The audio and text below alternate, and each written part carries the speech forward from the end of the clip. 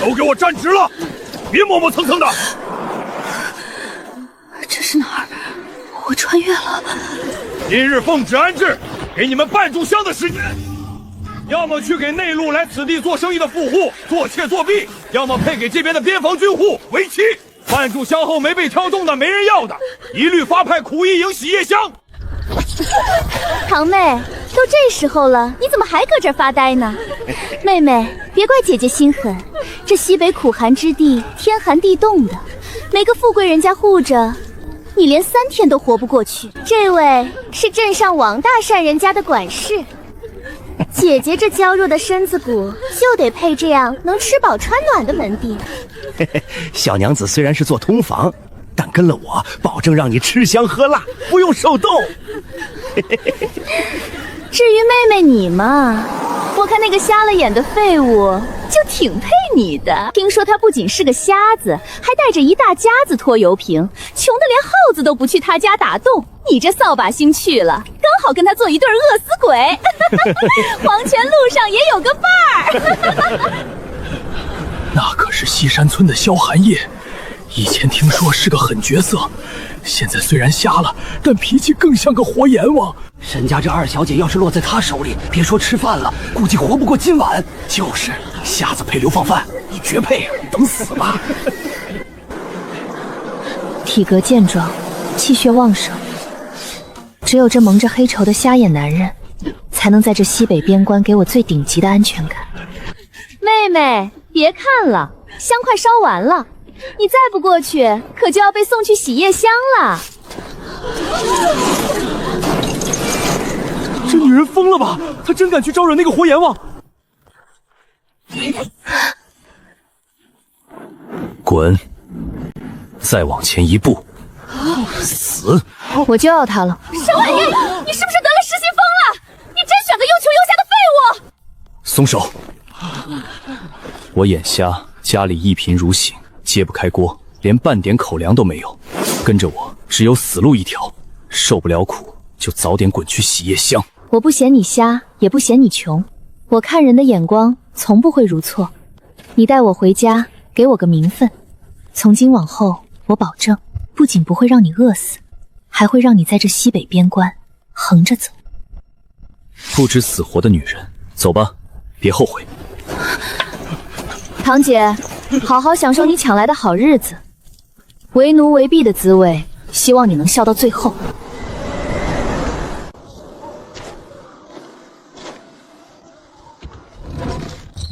大哥，你回来啦！老大，今日安置营那边，这位是官府配的，以后他就是萧家人了。哎呦，我的老天爷哟，作孽呀！这么俊俏水灵的闺女，怎么被折磨成这样了？这手冻得跟萝卜似的，快进屋！小丫，赶紧去把炕上热了。好，我马上去。嫂嫂，你长得真好看，像画里的仙女。谢谢。嫂嫂，这个给你吃，这是我去年生病时娘偷偷给我买的，我一直没舍得吃，你吃了心里就不苦了。小丫自己吃，嫂嫂不爱吃甜的。不行，娘说了，进了咱们萧家的门就是萧家的宝，嫂嫂是娇客，得仔细养着。萧寒夜，你个死心眼儿的混小子，让你把水烧开，你愣着干什么？没看你媳妇儿冻得直哆嗦吗？还不赶紧去后山捡点干柴回来！老娘告诉你，别以为你现在瞎了就能偷懒，你要是敢委屈了老娘的娇妇，老娘拿棒槌敲碎你的骨头！知道了。开饭喽，儿媳，快趁热吃，快吃，别舍不得，一点都不许剩啊！你们的饭呢？嗨，我们早就吃过了，我们在厨房吃的可饱了。你别管我们，你是新媳妇，第一顿必须吃顿好的，安安神。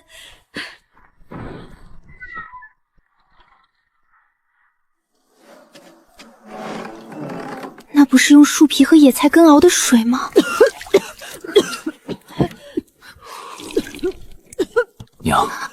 你慢点儿。老娘没事，小大我警告你，刚才那把白面是咱们家最后的底子了。那鸡蛋是老李头可怜咱们，用半只兔子换来的，全给你媳妇儿了。既然你把人家姑娘领回了门，人家就是咱们萧家的人。她本就是个官家千金，细皮嫩肉的，哪受了这种苦？我不管你用什么办法，你就是去后山跟狼抢肉，去啃树皮吃观音土，你也得把老娘的儿媳妇给养胖了。你若是敢让她饿着肚子，让她遭罪，老娘就是做鬼也不认你这个儿子。好，既然你们以命相护，那我沈婉莹必当涌泉相报。媳妇儿，你这是干啥？厨房冷，快回屋吃去。你这孩子，你这是干什么？这是给你补身子的。娘，您说了，我进了萧家的门，就是萧家的人。既然是一家人，哪有你们喝野菜水拉嗓子，我一个人躲在屋里吃独食的道理？可是，没有可是，有福同享，有难同当。这面糊糊，咱们一家人分着吃，才是最香的。娘，吃吧。我眼瞎，吃不出好来，你多吃点。这男人竟然连推辞的理由都找得如此薄弱。好。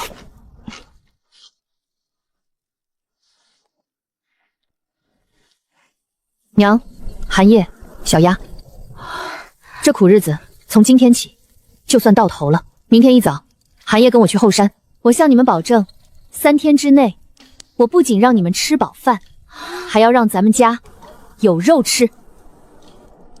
好。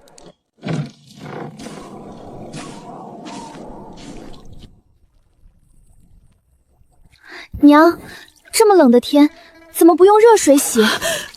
哎呦，我的娇娇儿媳妇哎，你出来干啥？外面风大，紫星刮虫了你这细皮嫩肉的脸蛋儿，热水得留着给你和小丫早上喝，费那柴火洗什么衣服？我去村东头的林子碰碰运气，看能不能打2只雪兔。等等，村东头的林子早被村里人翻遍了，连根鸟毛都不剩。今天，你跟我去后山。去后山？婉莹啊，你疯了不成？那后山冬天里面全是饿疯了的野猪和虾熊，村里最老练的猎户都不敢往深处走，你这不是给野兽送加餐吗？不行，绝对不行！嫂嫂别去，小鸭不饿，小鸭可以连喝3天水。嫂嫂不要去喂大熊。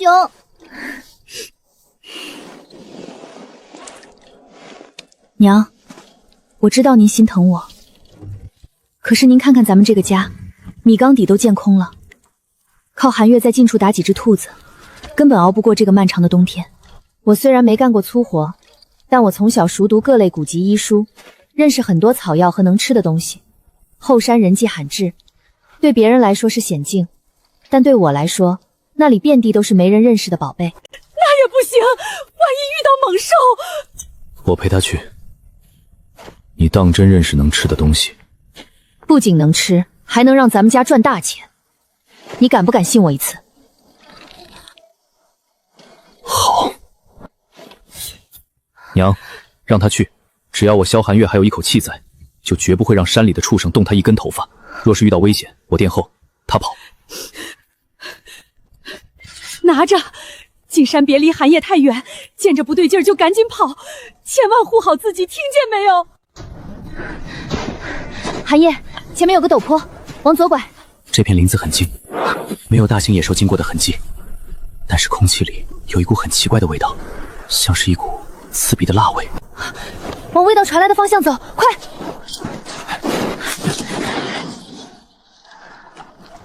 找到了！天哪，居然真的是野生的朝天椒！这红色的果子，村里老猎户叫它红刺果，说是含有剧毒，吃一口就能把人的肠子烧穿。你确定这东西能吃？那是无知，这根本不是毒药，这是全天下最好的御寒圣物，它叫辣椒，不仅能祛湿四寒，还能做成绝顶的美味。只要有一点点肉，配上这个东西，我就能做出让整个清河郡都为之疯狂的吃食。韩姐，我们发财了！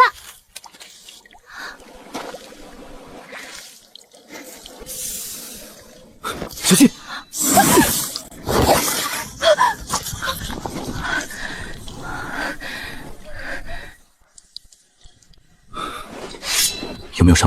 我没事。寒夜，你刚才那一招也太厉害了。我听说村里的老猎户遇到这种毒蛇都得绕道走，你这身手倒不像是普通打猎的把式，倒像是……瞎了之后，什么都看不见，就只能靠耳朵。在山里为了活命，听风辨位的本事自然就练出来了，侥幸罢了。这可是好东西啊！冬眠的蝮蛇最肥了，这蛇胆能入药，给娘治咳嗽。这蛇肉炖汤，加上我刚采的这些香料，寒月，咱们今晚有肉吃了。这女人连这血淋淋的毒蛇都不怕，有点意思。寒姐，前面是不是有流水的声音？是村东头的几亩下水田，后山有一股热泉水流下来，刚好汇到那片田里，所以那里的泥晒冬天也不结冰。村长李叔他们一家原指望着在那片温水田里种些过冬的水青菜，想来是出事了。走，我们过去看看。造孽呀！真是老天爷要绝我们的活路啊！我这费了老底子劲儿才熬出来的水青菜苗，全被这些地底爬出来的怪物给夹断了。这可是我们全家过冬的救命粮啊！李叔，我就说这是邪祟。您看看这玩意儿，长着2只大钳子，壳硬得像铁，满身通红发黑，像不像地府里爬出来的恶鬼？昨儿个我想下田捞2把烂菜叶，硬生生被这畜生夹得肿了一大圈，疼得我半条命都没了。我看啊，肯定是这几天村里来了那些倒霉的流放犯，把晦气带进城了，这才招来了这满田的家人虫。哎，那不是萧家那个瞎子和他刚领回来的流放婆娘吗？这叫夹人虫？这不是现代逍遥滩上的绝对金主小龙虾吗？在古人眼里，这竟然是人人避之不及的灾星。这夹人虫你认识？能吃？岂止是能吃，这可是人间绝味哟！大家快听听，这千金大小姐是不是饿疯了？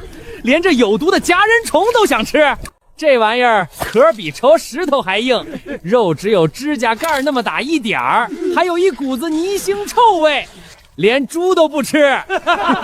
就是啊，萧家媳妇儿，你刚来咱们村不知道，以前也有那饿极了的流民抓这东西烤着吃，结果上吐下泻，险些把命搭进去，这可不兴吃啊。古人不懂去虾线，也不懂刷虾腹，更没有辣椒、八角、紫苏这些重口味香料去腥提鲜，直接清水煮或者火烤，那味道能好才怪了。可如今辣椒和香料都在我手上，这简直是老天爷赏饭吃。李叔，既然这家人虫毁了您的田，大家又都嫌弃它，不如这样，您让我把这水田里的虫子全捞走，绝不白拿您的。日后我若是靠它赚了钱，必定给您送一袋好面来，就当是包下这片水田的租金了，您看成吗？你要捞这家人虫，还给我面？这水田里的虫子没有1000也有800，你捞它干啥？你要是真能把这些祸害全弄走，我谢天谢地还来不及，哪能要你的面？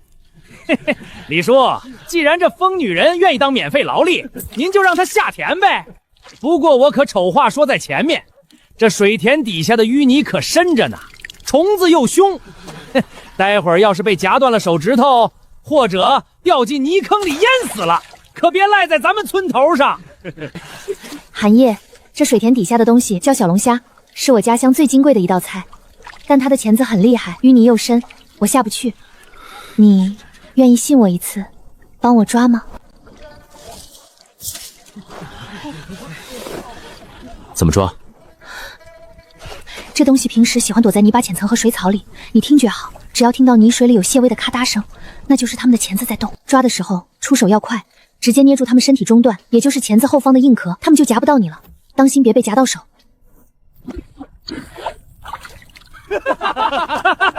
真是活久见了，一个瞎子下田摸虾。他要是能摸到1只，我王麻子今天就把这揣里的泥巴给生吃了。太可笑了，萧老家的是不是中邪了？这是存心想冻死他男人啊！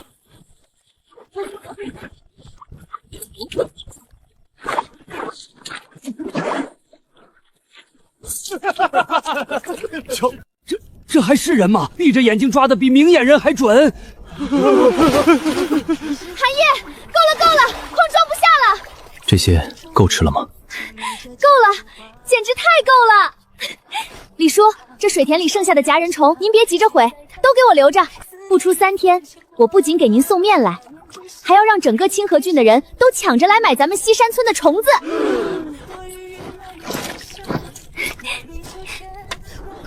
就吹吧，这要是能卖钱，我王字倒过来写，等吃死了人，看官府怎么治这疯婆娘的罪。哎呦，我的老天爷啊！婉莹、寒夜，你们怎么把这些夹人虫全带回家了呀？这夹人虫可是凶得很，会夹断人手指头的。还有这红刺果，村里老人都说吃一口就能烂肠子，快扔出去！娘，您别怕，这些不仅没毒，还是能让咱们家翻身过上好日子的金疙瘩。您就信我这一回，好不好？行，妈信你。既然我儿媳妇说她是金疙瘩，那她就是。婉莹，你说吧，要娘干啥？娘这把老骨头全听你的。谢谢娘。娘，小丫，你们来帮我洗这夹人虫。我教你们，捏住它的后背，它就夹不到人，然后揪住尾巴中间这块鳞片，轻轻一拉，把这根黑色的泥肠抽出来，再用干草把它的肚子刷干净。娘，咱们家还有油吗？婉莹啊，这是咱们家最后一点油底子了，本来是打算留着过年的时候给你和小丫包顿饺子用的，你拿去用吧。娘，您放心，这点油，明天我给您换10斤白花花的大肥肉回来。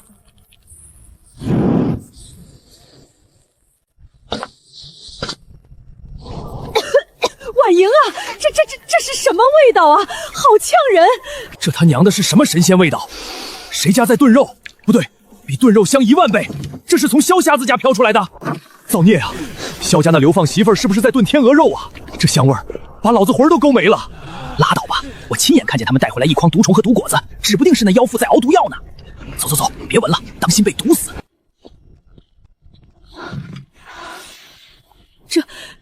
这就是那些夹人虫和红刺果做出来的。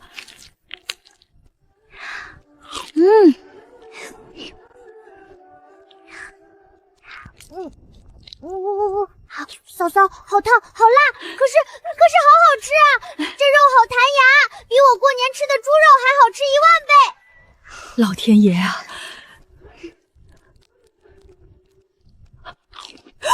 我活了大半辈子，就算是当年在娘家吃席，也没吃过这么好吃的神仙东西。婉莹啊，你真神仙下凡了。我看不见，吃起来费事，而且我不爱吃这些精细物。寒夜，你吃，你太瘦了，多吃点。什么不爱吃？在这饭都吃不饱的地方，谁会不爱吃肉？他不过是在找借口，把最好的东西全留给我和娘。既然是一家之主发话了，那我就不客气啦。是不是很好吃？以后在这个家里，咱们有福同享，有肉同吃，谁也不许饿着肚子充好汉。只要你喜欢，以后我给你剥一辈子。祖宗显灵，祖宗显灵。娘，寒夜，今天这顿饭只是个开始。明天一早，寒夜推个独轮车，我们去清河郡的集市。我要让这满街的达官贵人、富商贾客看看，这被他们弃如敝屣的家酸寒虫到底有多值钱。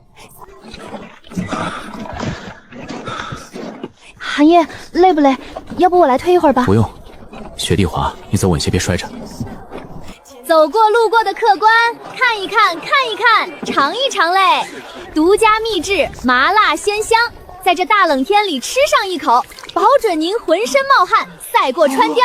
小娘子，你这卖的是啥金贵吃食？怎么红彤彤的，看着怪吓人，闻着却这么香？大家都让开，千万别被这恶毒的狐媚儿给骗了！天啊，大家快看啊！它盆里装的是什么？那是水田里会夹断人手指头的夹人虫，还有这锅里飘着的红果子，那是后山的红刺果，吃一口就能穿肠烂肚的毒药啊！什么夹人虫？那可是吃烂泥的邪祟呀！哎呦喂，红刺果，怪不得这么刺鼻，这女人心肠好狠，竟然拿毒药出来卖！差一点就被这香味给骗了，太恶毒了。妹妹，我还以为你跟这个瞎眼废物能过上什么好日子呢，原来是穷疯了，想靠卖毒药谋财害命啊！大家听我说，这女人是个刚流放来的罪犯，心思歹毒得很。我现在就去报官，让差役卖毒药的卖女抓进大牢，秋后问斩。对，报官抓他们。堂姐，你这做人小妾的，不在后宅里好好伺候主子，跑来大街上烟狂吠，也不怕丢了你家管事老爷的脸。你说我这是毒药，简直是滑天下之大稽！都给老娘让开！谁敢欺负我儿媳妇？你个丧了良心的烂嘴家伙！你放什么臭屁！我儿媳妇是天底下最心善的好姑娘，这吃食昨天我们全家都吃过了，好的不能再好。你再敢往她身上泼一滴脏水，老娘今天就把这桶泔水扣在你这涂脂抹油的骚脸上，跟你同归于尽！你这个粗鄙的乡下疯婆子，你敢骂我？来人啊，报官！快报官！娘，您别生气，为这种人生气不值当。对付无知的人，讲道理是没用的，得用事实说话。诸位看好了，这东西我们村叫它小龙虾，它不是邪色，而是天赐的人间绝味。麻辣鲜香，肉质弹牙，这大冷天的，一口红油下肚，连心窝子都是暖的。死就死吧，牡丹花下死，做鬼也风流，不对，是毒虫嘴下死，做鬼也舒坦。小娘子，给我来一碗你那个什么麻辣烫，多舀点那种带油的红汤。好嘞，客官您稍等，您端好，当心烫。好吃，太好吃了！老子活了30年，从来没吃过这么够劲的东西，这哪里是毒药，这简直是仙丹啊！小娘子，再给我来一碗，不，来2碗，还有那个小龙虾，给我也来5个铜币的。小娘子，我要10个铜币来一碗小龙虾，我倒要尝尝这家人虫到底有多鲜。一个一个来，都有份儿，当心烫。来，给钱的往这边。一群贱民，连毒虫都吃，祝你们全被毒死！沈婉熙，你别得意，我们走着瞧。婉莹啊，咱们这不是在做梦吧？娘，这不是梦，这只是开始。走，今天赚了第1桶金，咱们去买白面，买大肥肉。今晚咱们全家包肉大葱饺子，管够。掌柜的，来50斤最精细的白面，再来20斤五花肉，还有这细棉布，扯上2匹。婉仪啊，买点粗面掺着吃就行了，这细面多贵呀！还有那细棉布，那都是大户人家才穿的，咱们买粗布就行。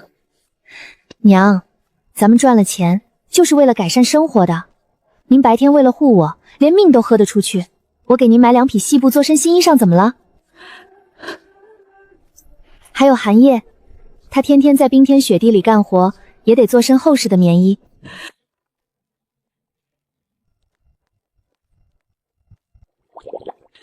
你这小馋猫真是没出息，几顿饺子就把你香成这样了。娘，这么晚了，您怎么还不睡？婉莹怎么起来了？是不是炕烧的不够热？娘，您这是做什么？娘看你白天在集市上忙得满头大汗，连个擦汗的帕子都没有。你以前可是大户人家的千金小姐，哪能像我们这些糙人一样用袖子抹脸？娘就寻思着用这新买的软布给你缝个手帕，就是娘手笨，眼睛也花了，绣得不好看，怕拿不出手惹你嫌弃，就想着半夜偷偷绣完。不嫌弃，怎么会嫌弃？娘，这是我这辈子收到的最漂亮的手帕，以后您别熬夜了，伤眼睛。我的事我自己能做。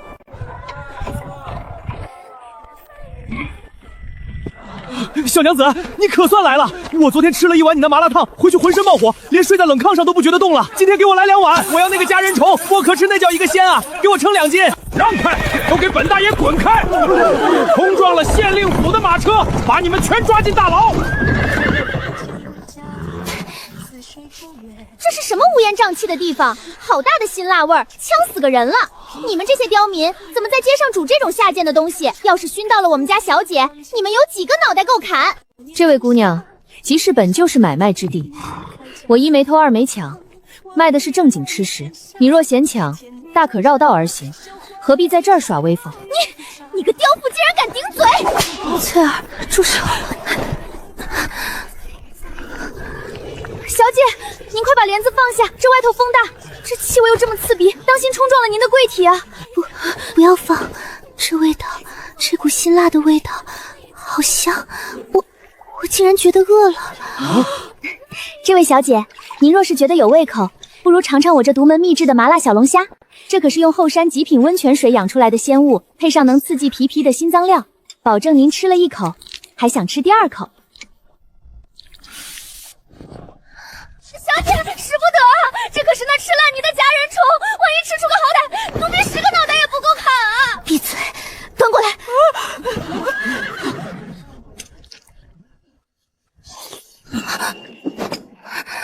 好吃，太好吃了！我从来没有吃过这么好吃的东西。给我，我还要！老天爷显灵了，小姐可吃东西了。你叫什么名字？名副沈婉莹。好一个沈婉莹，你这食物救了本小姐的命。翠儿，拿钱赏，重有赏。这50两是赏你的。从今天起，你这2大盆东西，本姐全包了。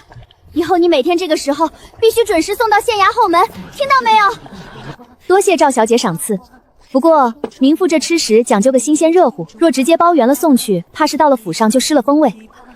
名副决定，过几日便在这清河郡最热闹的正街上盘下一个铺子，中英这麻辣火锅与小龙虾，铺子名字就叫鸿门客栈。到时候小姐想什么时候吃最新鲜的，随时派人来取便是。韩叶，我们有钱了，我们可以盖大瓦房了，我可以去盘下最好的水田，雇人养虾了。好，你想盖多大的房，盘多大的铺子，我替你开路。娘，嫂嫂是不是把天上的财神爷给打劫了呀？傻丫头，这可是你嫂嫂凭本事光明正大赚回来的。这可是你赚的命根子钱，哪能交给我个老婆子管？你自己收着，当你的体薪钱。盖房子的事儿，娘去村里借点劳力，管顿杂粮饭就行。娘，我说了，进了萧家的门，咱们就是生死与共的一家人。娘，这钱您拿着，当咱们家的管家。明天咱们就去找村长李叔，把村东头那片温水田，连带周围的荒地全部买下来。使不得，使不得啊，婉莹！这钱是我赚的，但如果没有您和小丫在家里操持，没有韩叶在外头替我抓虾、推车挡风雪，我一个人怎么可能赚得到？这钱是咱们全家人的。拿着吧，娘。婉莹让你管，你就管。以后这个家，她说了算。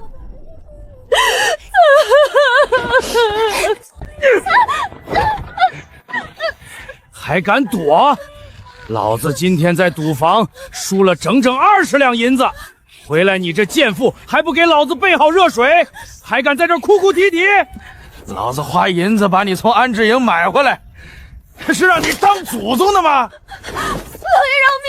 老爷别打了！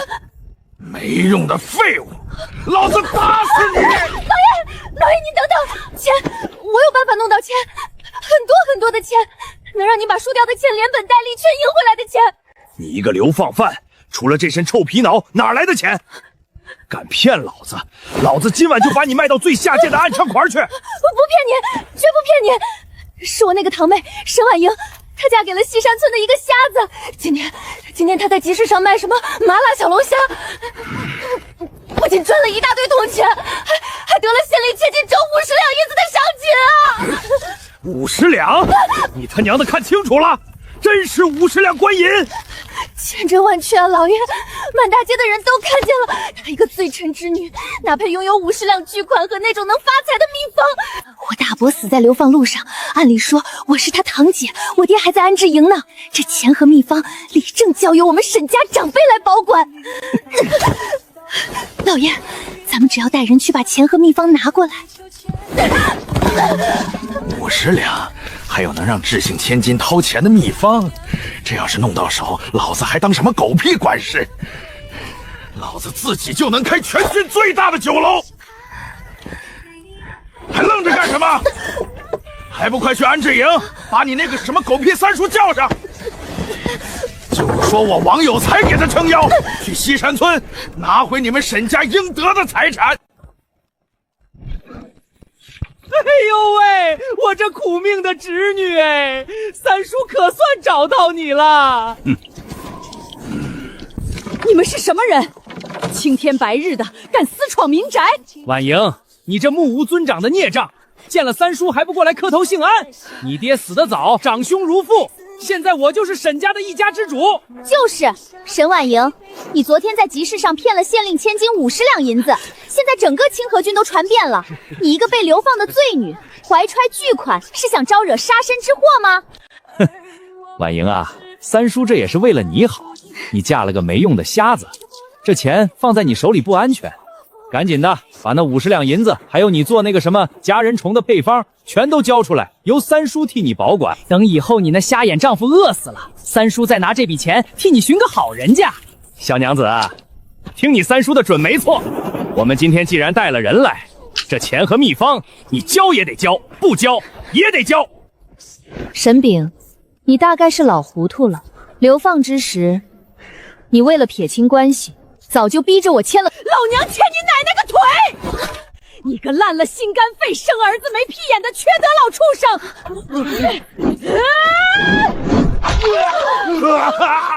我的眼睛，什么东西这么臭？你个疯婆子，你敢打我爹！来人啊，打死他！老娘打的就是你们群丧尽天良的畜生！我呸！什么长辈？我儿媳妇的东西，就算是扔去喂狗，也轮不到你们这烂心肝的碰一指头！敢来我萧家抢东西，敢咒我儿子死！老娘今天跟你们拼了！别打我的脸，我的新衣服好臭啊！疯了，真快点疯了，还愣着干什么？抽刀，给老子弄死他！谁想死，上前一步。你们给我等着！你们敢殴打长辈、私吞财物，我去报官抓你们！这群天杀的，这可是我儿媳妇的钱啊！娘，没事了，他们被您打跑了。您今天简直比戏文里的大将军还要威风100倍。要我动手吗？他们还会来。斩草要除根。不用，杀鸡焉用牛刀？对付这种贪得无厌的极品渣子，一刀杀了他们，太便宜了。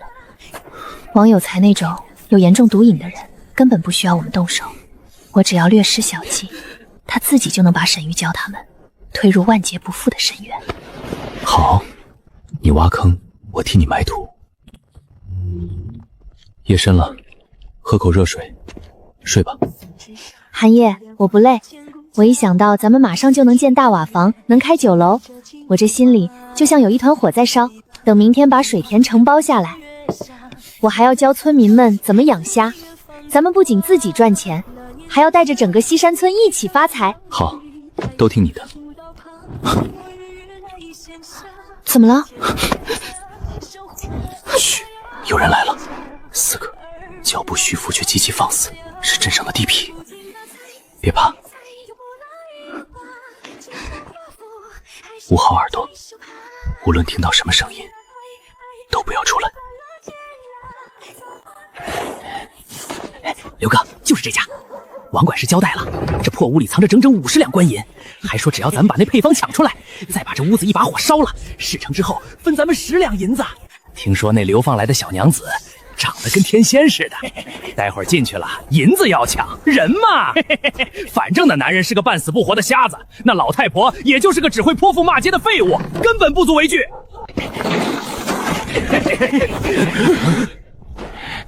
你他娘的就是那个瞎子，瞎了眼的东西！既然没睡死，那就乖乖把那50两银子和配方交出来！刘哥，你看这瞎子还想拔刀呢，就他那个瞎样，连咱们在哪儿都看不清，还敢拿把破杀猪刀吓唬人！刘哥，我是要去废了他！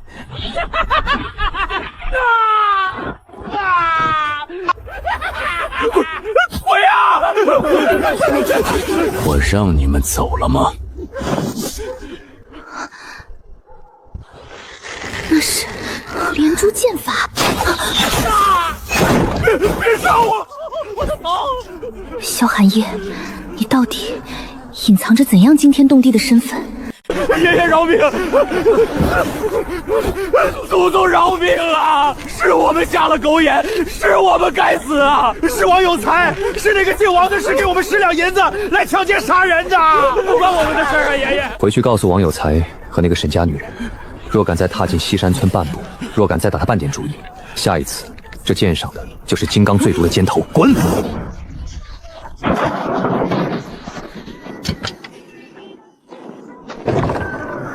吓到了吗？他们嘴脏，我没忍住，没杀人，不会惹官司。天一早我们就去找村长买地，我要雇人，我要立规矩，我要让我们的鸿门客栈成为谁也不敢惹的存在。好，你想做什么，放手去做。这片天，我替你撑着。各位乡亲父老，各位客官，里面请来。今日鸿门客栈开业，全场吃食一律8折，进店就送1壶解腻的冰糖伊梅汤。这是何等奇妙的锅具！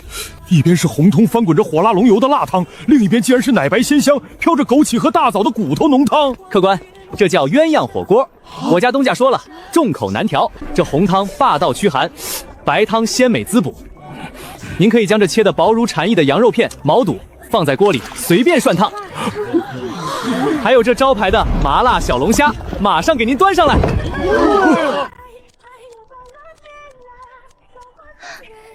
韩烨，你听着外面的动静，照这个客流量，咱们承包水田，开荒种辣椒，甚至盘下这座酒楼的本钱，不出10天就能连本带利的全赚回来。喝口水，别累着自己，赚钱的事慢慢来。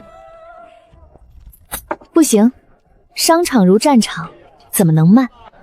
我们这边的生意火爆，对面那家全郡最大的巨福楼，恐怕早就坐不住了。我倒要看看，他们今天会使出什么下作的阴招。救命啊！有毒！这家人丑有毒啊！走，我们下去会会这群不知死活的跳梁小丑。大哥，你怎么了？大哥，大家快看啊！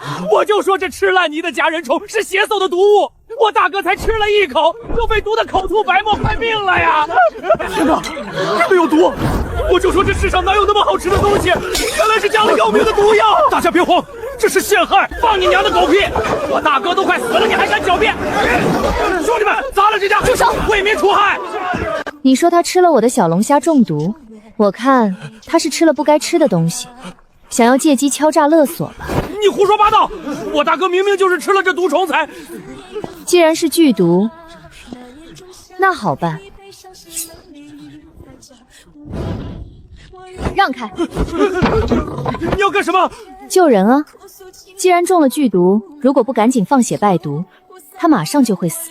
我这针扎在人最痛的食指指尖上，若是真中毒，他不会有反应；若是装的，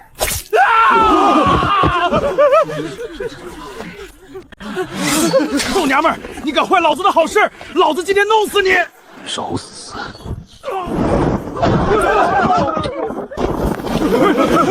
谁敢在鸿门客栈闹事？赵小姐，光天化日之下，竟敢讹诈我恩人的酒楼！来人，把这几个泼毛无赖给我押回大牢，严加审问。一定要查出幕后主使。大小姐饶命！是巨福楼的王掌柜，是他给了我们30两银子，让我们来这儿装中毒，砸了鸿门客栈的招牌的。我们也是拿钱办事啊！好一个巨福楼，竟然敢用这种下三滥的手段恶意竞争！管家，立刻带人查封巨福楼，将王掌柜缉拿归案。是。诸位客官受惊了，鸿门客栈行得端，坐得正，绝不惧怕任何阴谋诡计。今日为了弥补大家的受惊，全场菜品一律5折。快！刚才那盆小龙虾我还没吃完呢，谁也别跟我抢！婉莹姐姐，你这生意也太火爆了，我可是提前派人来占的座，今天无论如何得给我安排个清静的雅间，我要吃那什么变态辣的火锅。没问题，早就给如霜妹妹留着3楼最好的雅间了。当天下午，巨福楼被官府贴上封条，王掌柜锒铛入狱，沈玉娇因涉嫌同谋讹诈，被官差重新套上枷锁，直接发配到了最下等的苦役营。去倒一辈子夜香，他当初在安置营里最嫌恶，用来嘲讽我的下场，最终成了他自己余生逃不掉的宿命。经此一劫，鸿门客栈彻底名震清河郡，从达官贵人到平民百姓，无不以能吃上一顿鸿门客栈的火锅和小龙虾为荣。源源不断的白银像流水般汇入了萧家的账房。听说了吗？北蛮子趁着大雪封山，又开始扣边了。咱们西北大营的将士们惨啊！朝廷的冬衣送不过来，前线冻伤了一大半，连刀都握不住。这仗还怎么打？可不是嘛！听说兵部侍郎裴大人亲自作为督军，来咱们清河郡筹措御寒物资了。可这冰天雪地的，去哪儿弄那么多棉衣啊？在想什么？寒夜，我觉得咱们的辣椒也许能派上大用处。红刺果极度鲜辣，能让人瞬间气血翻涌，发热抗寒。如果能把它烘干、磨成粉，或者熬成浓缩的辣酱，送到前线，对于那些在冰天雪地里站岗放哨的边关将士来说，这绝对是能保命的军用物材。如果能把它送到前线，对于那些在冰天雪地里站岗放哨的将士来说，真能御寒。当然，比喝酒管用，而且不会让人醉酒误事。我已经让西山村的村民开始大量烘干辣椒了。原本是想做成底料卖到外上去，现在看来，或许有更重要的地方需要它。裴大人，您这一路风雪兼程，实在是辛苦了。下官已经让人在这鸿门客栈备下了极其驱寒的特色暖锅，您赶紧吃口热乎的，暖暖身子。你知不知道，昨夜一个冲锋，我军有1000多个弟兄，不是死在北蛮子的刀下，而是活活冻死在雪地里的。大人息怒，下官知道您心系前线，但这鸿门客栈的吃食极其特殊，他用的极其霸道的辛香料，吃下去能让人瞬间大汗淋漓。您哪怕是为了将士们，也请务必尝一口啊！哼，真有这么神？若敢糊弄本官，本官拆了你这酒楼！大人，您尝尝这涮羊肉。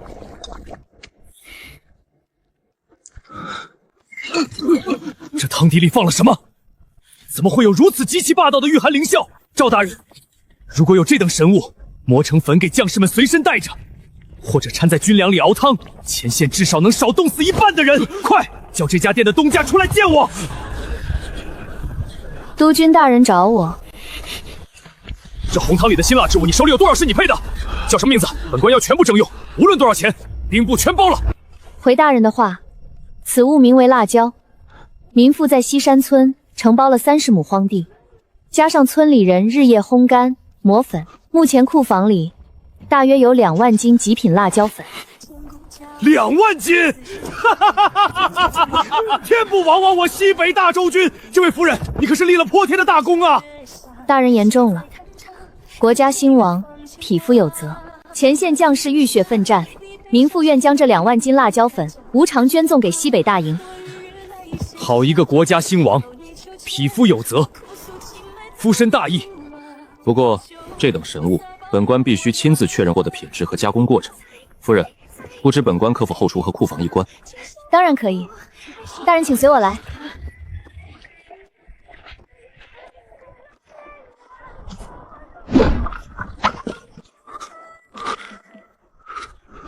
末将裴征叩见萧将军。大将军，末将终于找到您了呀！裴征，大周已经没有萧将军了，这里只有一个叫萧寒夜的瞎眼废人。不，你永远是我们的将军。将军，当年落雁谷之战的真相查清楚了，根本不是您贪功冒进，是监知太监李辅国扣押了粮草，还向北蛮泄露了您的行军路线，是他们陷害您。李辅国那个阉党，半个月前已经被圣上处死了。圣上知道冤枉了您，已经连下12道金牌，派了无数暗探，在整个西北寻找您的下落。要接您回朝主持大局啊！将军，北蛮子又打过来了，兄弟们需要您啊！他好不容易才重新有了家，又怎么舍得离开？可边关将士还在等他，他也绝不会甘心一辈子困在黑暗里。娘子，督军大人，你先起来。谁说瞎子就不能上战场？既然朝廷已经洗清了我夫君的冤屈，既然边关将士需要他，他眼瞎了，我沈婉莹就是他的眼睛。北蛮御寒，我有这2万斤极品辣椒，为全军御寒。从今天起，不仅这鸿门客栈是我的，我还要陪我夫君重披禅甲，把那些欠他的血债一笔一笔连本带利的讨回来。督军大人，2万斤辣椒粉已经连夜磨好，分为3批。第1批混入今日的军粮中熬汤，第2批制成浓缩辣酱，随身携带。第3批，那是用最高浓度的朝天椒熬制的辣水蛋。一旦北蛮子攻城，就让他们尝尝什么叫泪流满面。夫长大恩，西北10万将士，没齿难忘。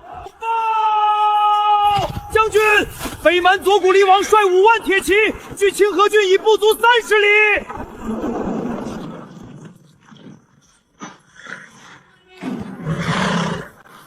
将军，是萧将军！战将回来了！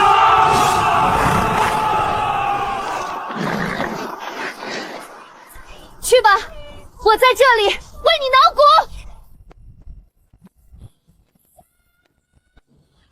众将士听令，喝辣汤，御严寒，随我出城，杀尽北蛮狗贼！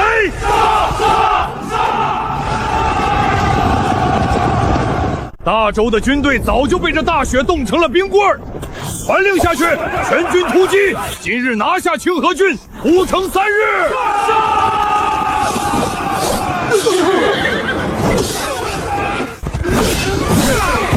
他在那儿，那是大周的瞎子将军，杀了他！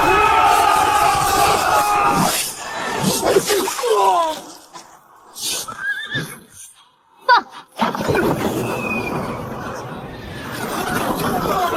我的眼睛啊！这是什么毒气？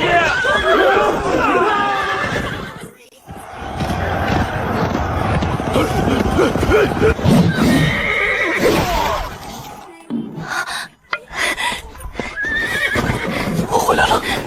我知道你会赢，你是我沈婉莹选中的男人，你怎么可能会输？大周万胜，将军万胜！奉天承运皇帝诏曰：前镇北将军萧寒夜、落雁谷一役遭奸人李辅国所害，蒙冤3载，特封为1等血护国公，官复原职，赏黄金1万两，良田1000顷。萧门沈氏婉莹深明大义，现御寒神物有功，救我大周10万将士于冰雪之中，特破例册封为1品诰命夫人，御赐金匾，天下第1辣，钦此。公公，请代臣向陛下叩罪。臣已眼盲，虽能在乱军中听声辨位，但为将者需统纵全局。臣这双废眼，不能再为陛下统兵了。国公爷，陛下说了，哪怕您就是坐在中军帐里不睁眼，只要您在，西北的军魂就在呀。可臣的心已经不在这天下了，臣的前半生已经全都交给了大周，交给了那片冰天闪地。臣的后半生只想把这条命交给我的妻子。臣唯一的愿望便是辞去所有军职，留在这清河郡，陪着臣的妻子做个闲散富翁，煮酒剥虾，了此残生。朕国公高义，老奴定将国公爷的话一字不差地禀报圣上。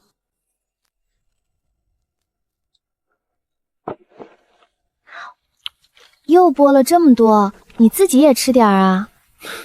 我不饿。婉莹，我的世界虽然是黑的，但得你与母亲相伴，如今又有了我们的孩子，你就是我生命里唯一的极其耀眼的光。